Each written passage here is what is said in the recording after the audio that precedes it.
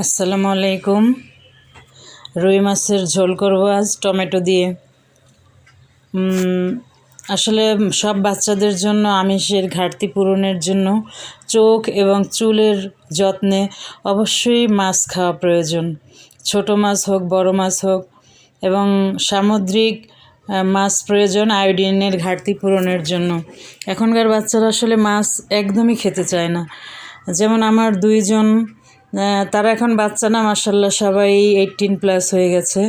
কিন্তু আমার ছেলে যখন ছোট ছিল, ওকে আমি মাছ বিভিন্নভাবে খাওয়াতাম। মাছ হলুদ, লবণ, রসুন দিয়ে সিদ্ধ করে ডালের সঙ্গে মিশিয়ে স্যুপের মতো করে জোর করে খাওয়াতাম, বা ছোটোবেলায় ওভাবে নানানভাবে খাইয়েছি। মাছের কাটলেট বানিয়ে দিতাম মাংস বলে, এভাবে খাওয়াতাম। আসলে এখন তো তারা বড় হয়ে গেছে, এখন তো আর ওভাবে খাওয়ানো যায় না যদি ইচ্ছে করে না খায়। আমার ছেলে একদমই মাছ খেতে চায় না, খায়ই না একদম মাছ। আর মেয়ে মাশাআল্লাহ খায় মাছ, কিন্তু ছেলেটা খায় না। ইদানিং অনেকের কাছে শুনি বাচ্চারা একদমই কোনো ধরনের মাছ খেতে চায় না। এটা আসলে তাদের জন্য অশনি সংকেত।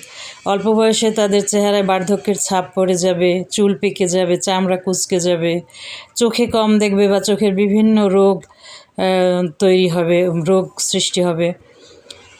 বাচ্চারা আসলে ওদের বিষয়টা হয়তো এখনই ওভাবে বুঝতে পারছে না, কিন্তু ওরা যত বড় হতে থাকবে বুঝবে।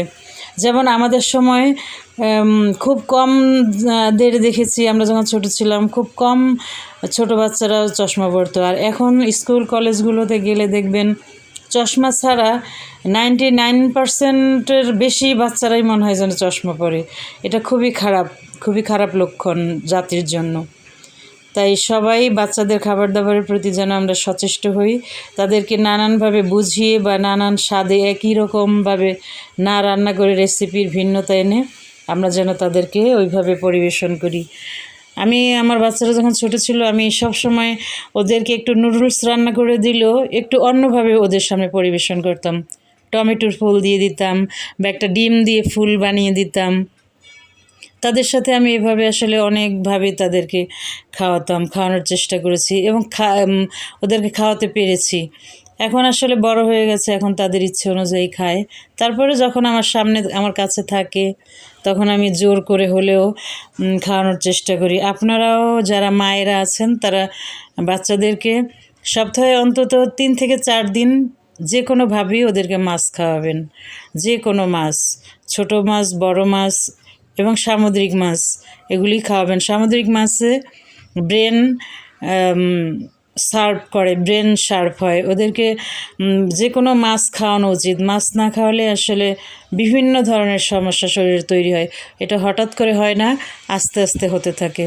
তাই আমাদের সব বাচ্চারা সবাই যেন মাছ খায়। এখন বড় হয়ে যায় বাচ্চারা, তারপরেও ওরা মাছ খেতে চায় না। সবার জন্য ধন্যবাদ। সবাই ভালো থাকবেন।